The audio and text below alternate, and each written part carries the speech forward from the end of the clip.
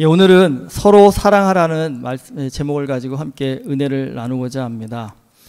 예수님은 십자가에 못 박히시기 전날 밤에 제자들과 함께 만찬을 나누셨습니다.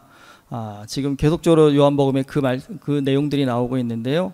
이 만찬의 자리에서 예수님은 직접 제자들의 발을 씻겨주시면서 섬김의 본을 보여주셨습니다. 그리고는 너희들 중에 한 사람이 나를 팔리라고 그렇게 말씀하십니다. 이 말씀은 무슨 의미냐면 예수님을 잡아 죽이려고 하는 대제사장들에게 예수님에 대한 동선을 정보를 넘겨준다라는 뜻입니다.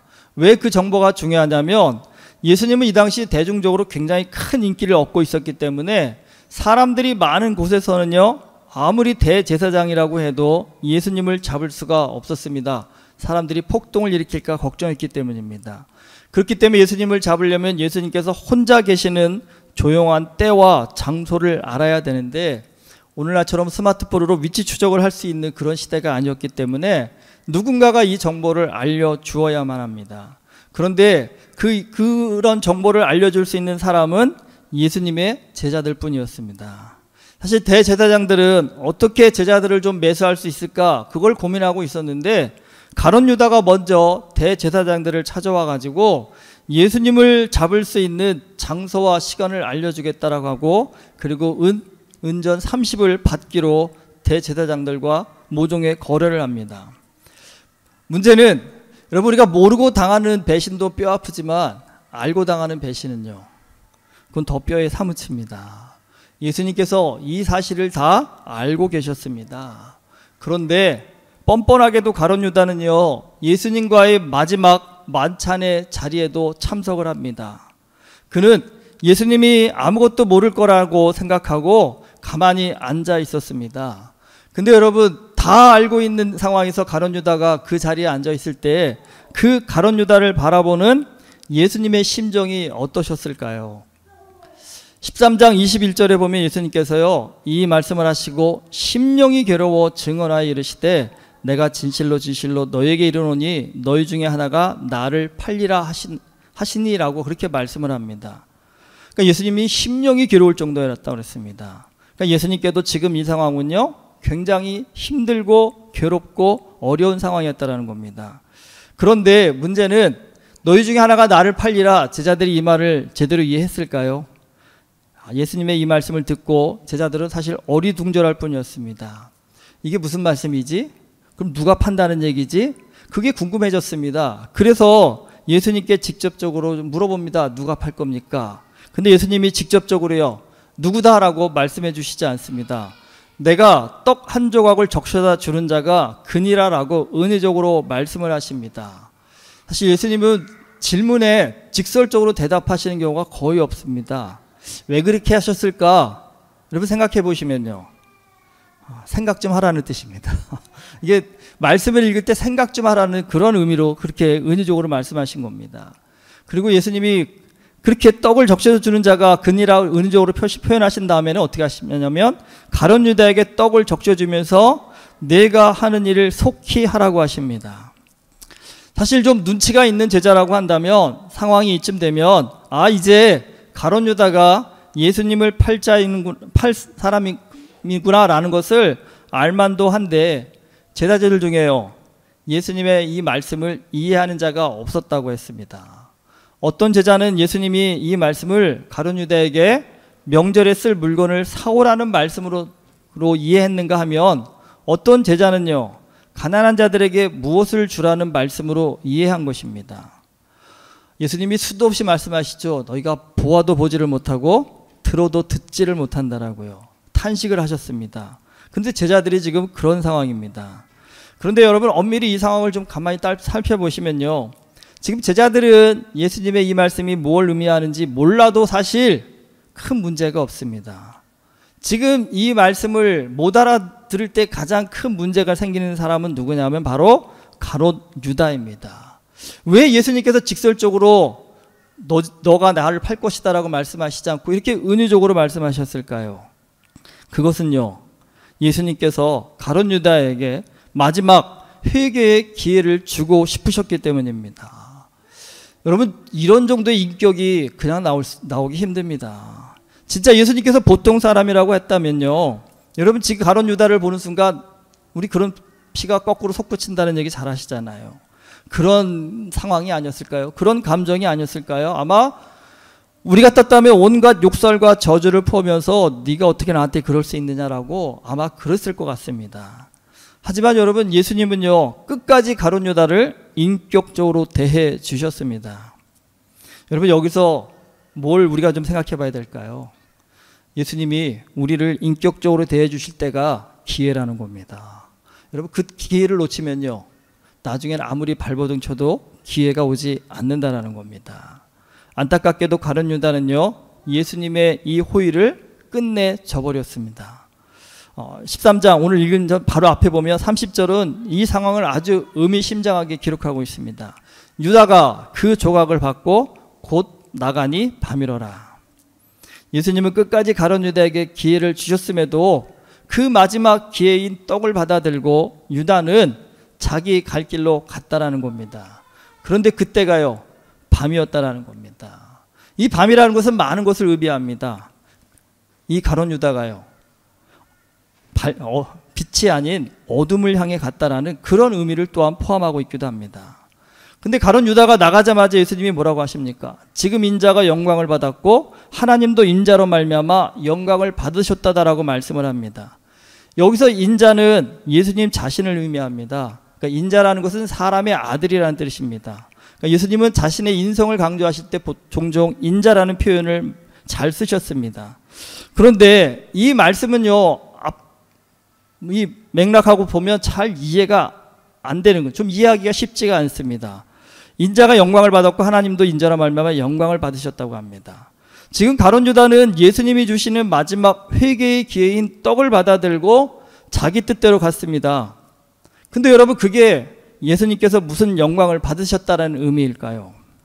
사실 이 떡을 받아들고 가룟 유다가 예수님 제가 죽일 놈입니다. 제가 나쁜 마음을 가졌습니다 라고 무릎 꿇고 회개한다면 그게 영광이 될 것 같은데 지금 그 떡을 받아들고도 자기 할 일대로 나아간 가룟 유다를 두고 이 상황이 영광이 된다라고 말씀하고 계십니다.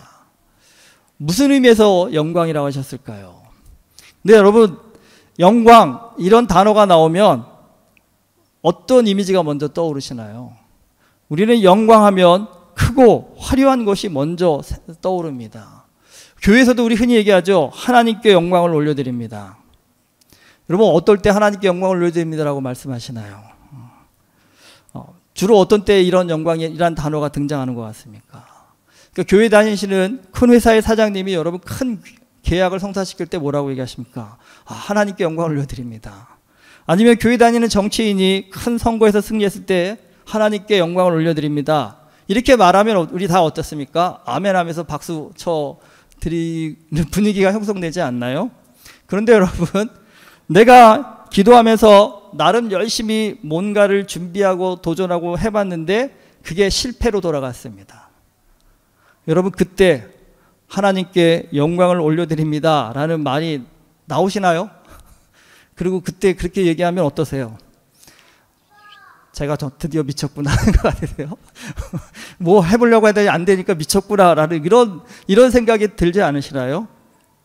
사실 지금 이 상황이 뭐 꼭 맞진 않지만 비슷한 상황입니다. 지금 예수님은 어떻게 보면 가룟 유다를 회개시키기 위해서 마지막까지 최선을 다하셨는데 그게 어떻게 보면요 실패하셨다라는 겁니다.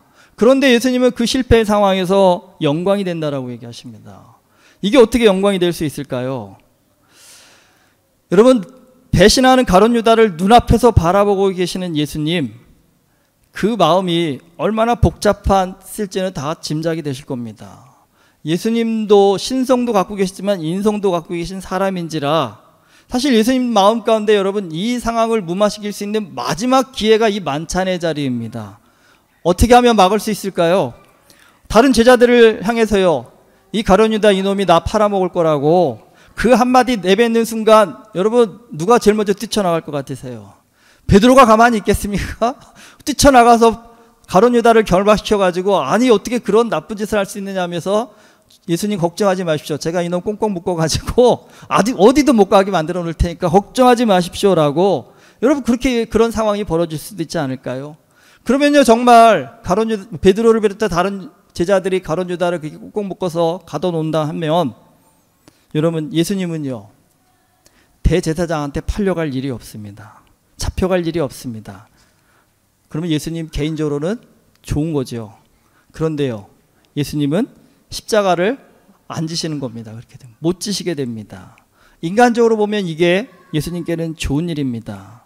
하지만 여러분 하나님의 마음으로 보면요 십자가를 통해 모든 사람을 구원하시고자 하는 하나님의 뜻은 그렇게 되면 어그러지는 것입니다. 가룟 유다만 지금 엄청난 영적 싸움을 하고 있는 것이 아니라 예수님도 사실 이 상황에서 큰 영적 싸움을 하고 계신 겁니다.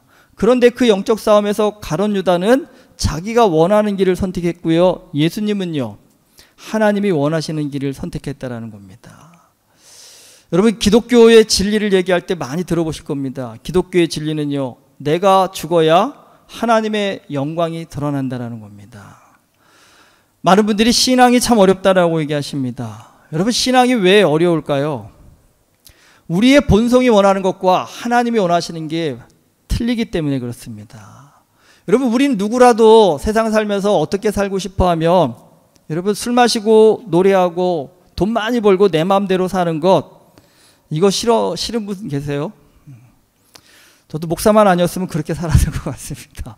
목사만 아니었으면 그렇게 사는 게 참 재밌을 거라는 생각이 들 것 같습니다. 그런데 여러분 하나님은 그렇게 살라고 하시나요? 아니요 반대로 얘기하십니다. 그렇게 살지 말라고 하십니다. 비단 이것만 그런 것이 아닙니다. 내 뜻과 하나님이 충돌할 때는 우리가 살면서 정말 부지기수입니다. 그런데 그 충돌 앞에서 내 뜻을 꺾고 하나님의 뜻에 순종해야 되는 것 그게 신앙입니다. 그런데 여러분 오늘 말씀해 보면 그 일은요 예수님께도요 힘든 일이었다라는 겁니다. 그러니까 여러분 제 말은 우리에게는 내 뜻을 꺾고 하나님의 뜻에 순종한다는 것이 얼마나 힘든 일이겠습니까? 그래서 우리가 신앙의 길을 가다가 많은 분들이 포기하고 주저앉는 이유가요 힘들어서 그렇습니다. 힘들어서 그 뜻에 도저히 하나님 뜻에 나를 순종할 수 없어서 포기할 때가 많습니다. 그런데 여러분 오늘 예수님은요 그 힘든 일을 해내셨습니다. 가룟 유다를 예수님께서 그냥 보내셨다라는 건요 십자가를 지시겠다라는 순종의 결단이었다라는 겁니다. 성경 읽으실 때 여러분 쉬우세요 어려우세요? 성경 읽을 때 제일 좀 마음에 걸리시는 그 구절이 혹시 어떤 거세요? 개인마다 좀 다르시겠지만요. 근데 제가 성경 읽으면서 가장 놀랬던 것, 야 이렇게 어떻게 살아? 깜짝 놀랬던 것, 원수를 사랑하라. 물론 제가 뭐 철천지 원수를 지고 산 사람이 별로 없습니다. 그런데 솔직히 미워하는 사람, 나랑 안 맞는 사람을 살면서 있지요. 그런데 그런 사람을 사랑하라? 아마 이게 성경에서 제일 실천하기 어려운 말씀 중 하나가 아닐까 하는 생각이 듭니다. 사실 우리가 성경 읽을 때마다 하는 말씀 있죠. 그 말씀 붙잡고요. 하나님 이 말씀에 순종할 수 있도록 나를 처복종시킬 수 있도록 도와주십시오라는 기도하라고 합니다. 근데 여러분 그런 기도가 나오는 구절이 있고 기도가 안 나오는 구절이 있습니다. 그 원수를 사랑하라 이 구절 앞에서는 그런 기도 잘 안 나옵니다. 사실 진짜 원수가 있는 분들한테는 이런 구절이 더 화가 납니다. 그래서 우리가 간혹 뻗팅길 때가 있죠. 하나님 나 죽으면 죽었지 그 인간만큼은 용서 못합니다 라면서 성경 읽다가 오히려 열이 더 확 뻗칠 때가 있습니다. 근데 여러분 그럴 때라도 우리가 정말 하나님 중심으로 좀 돌아가야 됩니다. 진짜 우리가 신앙 안에서 승리하는 비결은 그 순간에요 이런 마음을 가져야 됩니다. 하나님 그래도 내 뜻보다 하나님의 뜻이 더 선하십니다라고 분노로 불타는 마음을 꺾을 수 있다고 한다면 여러분 뭐 큰 돈 벌어서 큰 지위 올라가서 하나님 영광 드러낸다는 것이 아니라 그때가 바로 사실은요 하나님의 영광이 드러나는 순간입니다. 내 뜻으로는 내 생각으로는 내 의지로는 도무지 할 수 없는 그 순간에 그래도 여러분 내가 하나님이 더 맞습니다. 하나님 뜻이 선합니다. 제가 하나님 뜻에 순종할 수 있도록 다시 한번 무릎 꿇겠습니다 할 때 여러분 하나님의 영광이 드러나는 것이고 하나님이 영광을 받으신다는 겁니다. 지금 예수님은요 영적으로 진짜 사람들 눈에 잘 보이지 않지만 큰 역사를 이루셨습니다. 그 어떤 병자를 고친 것보다, 그 어떤 기적을 이뤄내신 것보다도 크신 하나님의 영광을 이뤄내셨다라는 겁니다. 그런데 안타깝게도 제자들은 아직 예수님의 그 깊이를 이해할 수준이 못 되었습니다. 33절에 보면 제자들을 향해서 예수님이 뭐라고 합니까? 작은 자들아라고 부르십니다. 여러분, 여기서 작은 자들이라는 것은 어린아이라는 뜻입니다. 그러니까 지금 너희가 뭘 모르는 어린아이 같다라는 겁니다. 그런데 그 어린아이 같은 너희를 놔두고 내가 잠깐은 같이 있겠지만 이제 너희가 올 수 없는 곳으로 내가 간다라는 겁니다. 그러니까 여러분, 애를 혼자 놔두고 간다고 하니까 부모 심정이 어떻겠습니까? 걱정이 되시는 거죠. 안타까운 것이죠. 그래서 그들에게 예수님이 뭐라고 말씀합니까? 나 없을 때 너희가 앞으로 어떤 일을 당할지 너희들은 짐작도 못하겠지만 그래도 그 어렵고 힘든 상황을 버티고 견딜 수 있는 방법이 있다라고 그것을 알려주십니다. 그게 뭡니까? 서로 사랑하라는 겁니다. 그리고 예수님이 뭐라고 하십니까? 이것이 새 계명이라고 하셨습니다. 그러니까 내가 너희를 사랑한 것 같이 너희도 서로 사랑하라고 하십니다. 굉장히 의미심장한 말씀입니다. 굉장히 많은 뜻을 담고 있는 말씀입니다. 여러분, 사랑을 한번 되새겨 보시죠. 한번 질문 좀 드려보겠습니다. 제가 여러분, 사랑 이 단어를 들으면 여러분은 어떤 느낌이 먼저 드시나요? 이렇게 질문하면 좀 어려우시니까 아주 단순하게 물어보겠습니다. 여러분, 사랑이 쉬우세요? 아니면 사랑이 어려우세요? 옆에 분한테 물어보세요. 당신은 사랑이 쉬워? 어려워?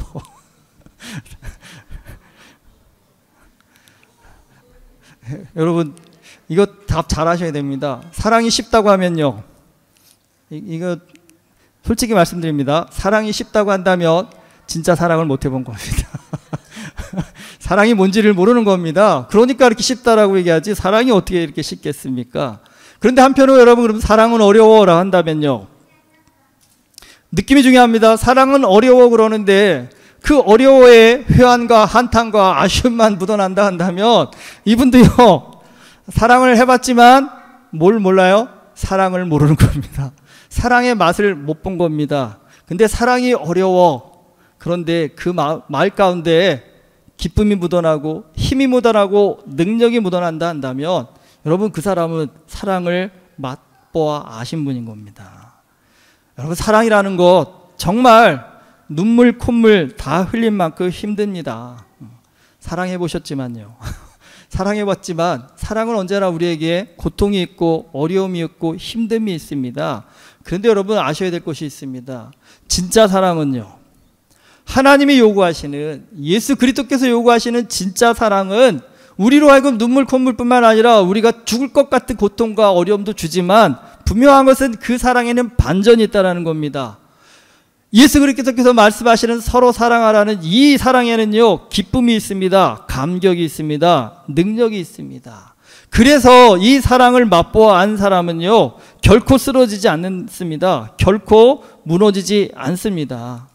예수님이 지금 떠나시고 남은 제자들이 앞으로 헤쳐나가야 될 삶의 현실은요, 지금 이들은 진짜 어린애 같아서 그 앞날이 눈에 보이질 않았습니다.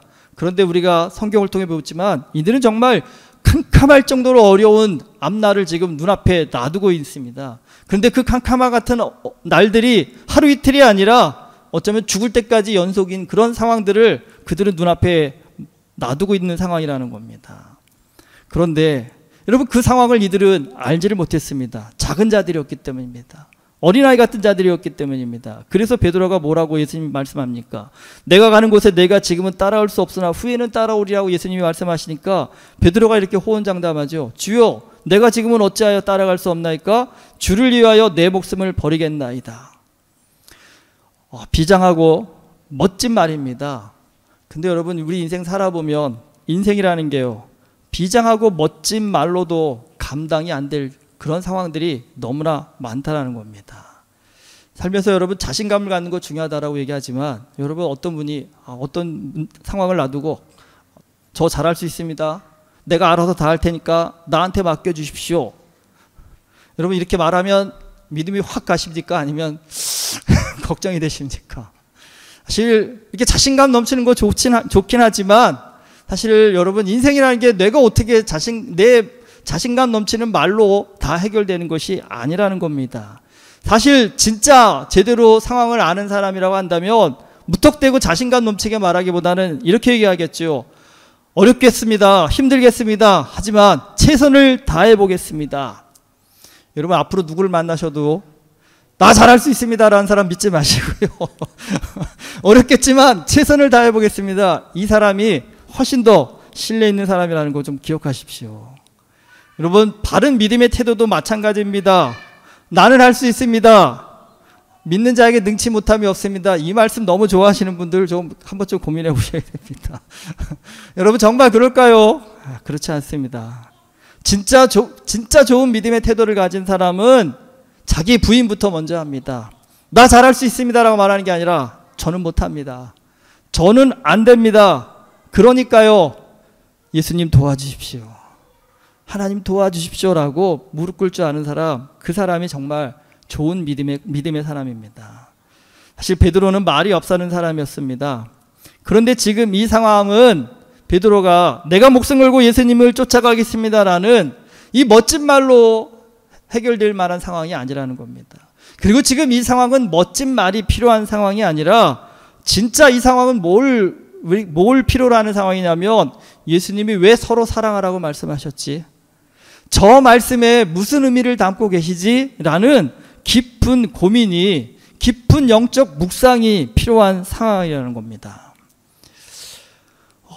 청년회 때는 사실 멋진 찬양이 여러분 가슴에 와닿습니다. 저도 이 말씀 준비하는데 그 찬양이 자꾸 떠오르더라고요. 어느 집회 갔더니 청년들이 너무 즐거워하면서 날뛰면서, 죄송합니다, 뛰면서 나는 주의 친구, 나는 주의 친구, 주는 나를 친구로 부르셨는 이 찬양의 가사가 머릿속에 자꾸 떠오르더라고요. 그리고 그 장면이 너무 떠오르더라고요. 근데 여러분 제가 한편으로 그 생각이 들었습니다. 쟤들이 주의 친구가 된다는 게 어떤 의미인지 지금 알까? 나는 주의 친구? 그게 어떤 의미일까요, 여러분? 그게 정말 방방 뜨면서 좋아할 만한 의미일까요? 나는 주의 친구, 죽었다 깨나야 된다는 상황이거든요. 주와 함께 고난을 겪어야 되고 주와 함께 험난한 신앙의 길을 같이 걸어가야 될 그 상황들인데 저걸 정말 안다 한다면 내가 주의 친구 된다는 게 그렇게 즐거운 일일까? 사실은 어떻게 보면 그 찬양의 가사는 무릎 꿇게 하는 가사겠죠. 저 같은 사람이 어떻게 주의 친구가 될 수 있겠습니까? 그리고 제가 주의 친구가 된다면 제가 감당해야 될 삶의 무게가 있을 텐데 주님 제가 저걸 감당할 수 있을까요? 사실 그런 기도의 고백이 나와야 되는 그런 상황입니다. 사실은요. 물론 그렇다고 멋진 찬양하지 말라는 거 아닙니다. 외쳐야죠. 외쳐야 마음의 감동이 올 테고 그래야 또 그 다음 단계로 넘어가야 되겠죠. 그런데 좀 안타까운 건 외치기만 하고 거기에 머물러 버린다는 경우가 많다라는 겁니다. 멋진 찬양을 하는 것 정말 좋은 일이긴 하지만 사실 그 멋진 찬양만으로 우리의 삶이 바뀌지 않는다는 겁니다. 멋진 찬양만으로 해결될 수 없는 삶의 무게가 너무 많다라는 겁니다. 결국은요 그 멋진 찬양을 통해서 좀 깊은 말씀의 세계로 나아가야 한다는 겁니다. 정말 저도 청년 사역을 많이 해봤지만 청년회 때는 그렇게 열정적이고 그렇게 주를 위해 목숨 내놓을 것 같았던 그런 청년들이 여러분 대학을 졸업하고 사회 나가고 나서면요 꼬꾸라지는 청년들을 너무 많이 봤습니다. 무너지는 청년들을 너무나 많이 봤습니다. 그렇게 청년회 때는 술 냄새 맡는 것조차도 하나님 앞에 죄인 것처럼 느꼈던 청년이 어떻게 저렇게 모든 죄의식을 다 버리고 정말 이렇게 저렇게 취할 때까지 마실 수 있을까? 그건 다 얘기하죠. 세상이 만만치 않더라고요. 사는 게 만만치 않더라고요. 맞습니다. 세상이 이렇게 만만치 않죠. 사는 게 만만치 않습니다. 진짜 인생 살아보니 멋진 찬양의 가사만으로 살 수 없다라는 것 여러분 우리 청년들도 분명히 졸업하여서 사회 나가면 알게 될 겁니다. 저들도 세상 나아가게 되면 흔들리게 될 거고 부딪히게 될 거고 무너지게 될 텐데 그 상황 가운데서 여러분 그 삶을 붙잡아 줄 수 있는 유일한 힘, 능력 정말 인생의 깊은 의미가 뭔지 목적이 뭔지 가치를 알아야 이게 삶의 기초인데 그게 흔들리지 않아야 건강한 삶을 살아갈 텐데 여러분 그 힘은 어디서 나올까요? 바로 하나님의 말씀에서 나옵니다. 예수 그리스도의 말씀에서 나온다는 겁니다. 사실 오늘 우리가 서로 사랑하라는 예수님의 이 말씀을 정말 깊이 묵상해서 이 사랑이 무엇을 의미하는지, 서로 사랑하는 것이 어떤 힘을 주고 어떤 능력을 주는지를 여러분 삶의 마음의 울림으로 깨달아 알 수만 있다고 한다면요, 우리 충분히 모두 다 힘든 세상이지만 넉넉히 이기며 사실 수 있습니다. 지금 제자들의 앞에 주어진 이 삶의 현실은요, 혼자서는 감당할 수 없는 엄청난 고난입니다. 제자들이 하나님의 사랑 안에서 하나가 되어야만 제자들은 앞으로 그들에게 닥칠 엄청난 고난을 이길 수 있습니다. 그래서 예수님은 서로 사랑하라고 그들에게 말씀하셨습니다. 여러분, 전도서 4장 9절에서 12절이 이 사랑의 의미, 사랑 안에서 하나 되는 공동체의 힘이 뭔지를 잘 말씀해 주고 있습니다. 두 사람이 한 사람보다 나으면 그들이 수고함으로 좋은 상을 얻을 것입니다. 혹시 그들이 넘어지면 하나가 그 동물을 붙들어 일으키려니와 홀로 있어 넘어지고 붙들어 일으킬 자가 없는 자에게는 화가 있으리로다 했습니다. 또 두 사람이 함께 누우면 따뜻하거니와 한 사람이면 어찌 따뜻하랴. 한 사람이면 패하겠거니와 두 사람이면 맞설 수 있나니 세 겹줄은 쉽게 끊어지지 아니하느니라. 저는 여기에서 이 말씀이 정말 눈에 들어옵니다. 홀로 있어 넘어지고 붙들어 일으킬 자가 없는 자에게는 화가 있으리라. 여러분, 신앙생활하면서 그리스도인으로 살면서 손잡아 줄 사람이 없다라는 것, 내가 넘어졌는데 일으켜 줄 사람이 없다라는 것, 이게 화랍니다. 이게 화가 징계입니다. 저주입니다. 한 번쯤 우리의 삶을 좀 돌아보셔야 될 그런 귀한 말씀이라는 생각이 듭니다.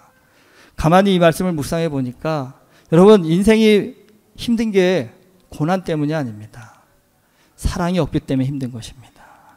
사랑을 배우고 키우는 일에는 우리가 인생 살면서 전혀 무관심한 채 뭐에만요, 돈 버는 일에만, 성공하는 일에만 집중하며 살다 보니까 여러분, 삶이 지치고 힘들고 어려워지는 겁니다.